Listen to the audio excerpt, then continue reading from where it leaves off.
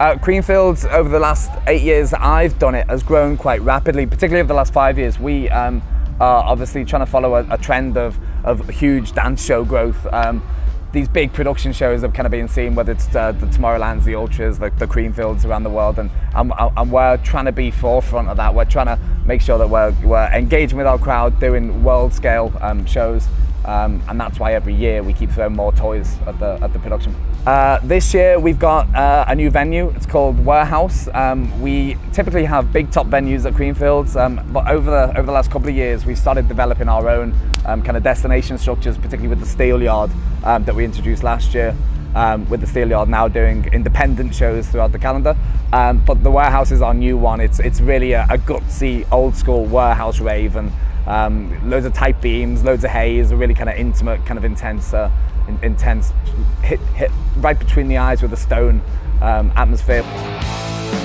The site takes about 3 weeks to build, all in all, but the technical production aspect is much more condensed. Structures is about 7 to 10 working days, but technical production rolls in about 4 to 5 days before the show, which is a really tight window. I'd guess that we have about 120, 130 trucks worth of gear that come onto site, thousands of square meters of screen, 1,200 bottles of CO2. So the volume of what we have to deal with is kind of the tricky bit on this one. But we put it in quick, we take it out quicker, and make sure that we kind of make sure our resources are well placed for the show. CFO1, the arc stage. Large columns of 12mm LED, there's 18 of them, 12 metres high, 2.4 metres wide each column, slightly arcs around into the audience so it feels very immersive and inclusive of the crowd that are there. Header screen for sort of Creamfields branding logos and part of the content. Upstage screen of 7mm, very high quality, large wall at the upstage edge. DJ riser of the matching 7mm.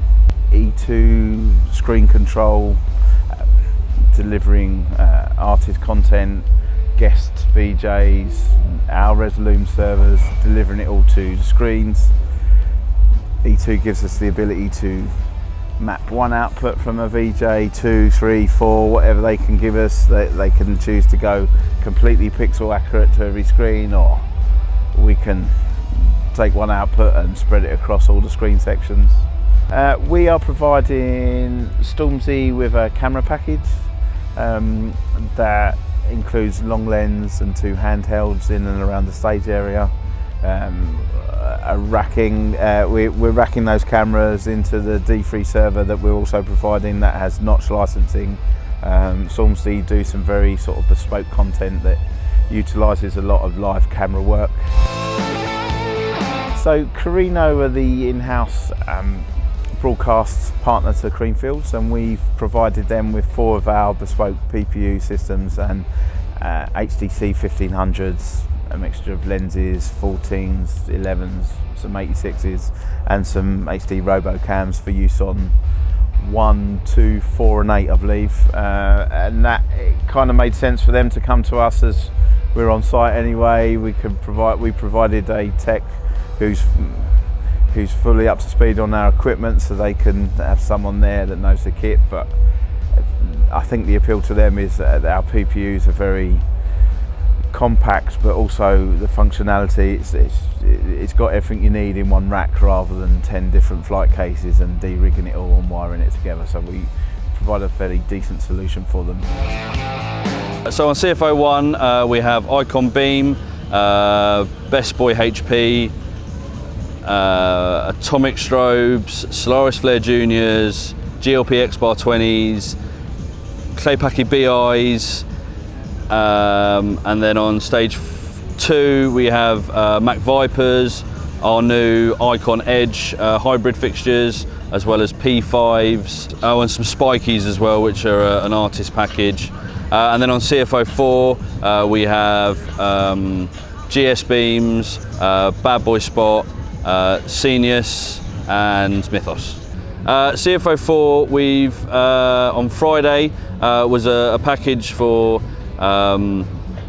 Dead Mouse versus Eric Prydz, which was designed by Ross Chappell. which was 14 kinesis triangles over the stage, which was made up of Mythos, Scenius, X-Bar 20s and Nitro strobes. And then for the audience, which is a package that we designed, was a perimeter truss with GS beams on, which is trimmed really low to kind of give a ceiling of beams over the audience. And then we've got a centre spine of bad boy spots, which are, and the new Solaris Flare linears, which is trimmed really high in the roof to give really slow sort of moving gobos over the audience. We're doing, we've got 90 spikies for Martin Garrix, which has got to be loaded in a changeover of half an hour. We have Tiesto on stage 1, which is about 50 universes worth of lights. So we've got 130 X-Bar 20s in single pixel mode, which is quite impressive. We had the Eric Prydz and Deadmau5 set up in the Steelyard, which was yesterday. We've got a full generic package for Richie Horton, which is in the Steelyard today, which is made up of Parkans, 5Ks, Jarugs, which is very different for this type of festival. We've got a floor package for Axelrod and Grosso and a Lesso, which is actually on another stage. So yeah, it's really busy for us for artist extras on this one. PRG XL help us by being together, I suppose. We rely on process, we rely on heavy advance, we rely on having ducks in row before we get on site.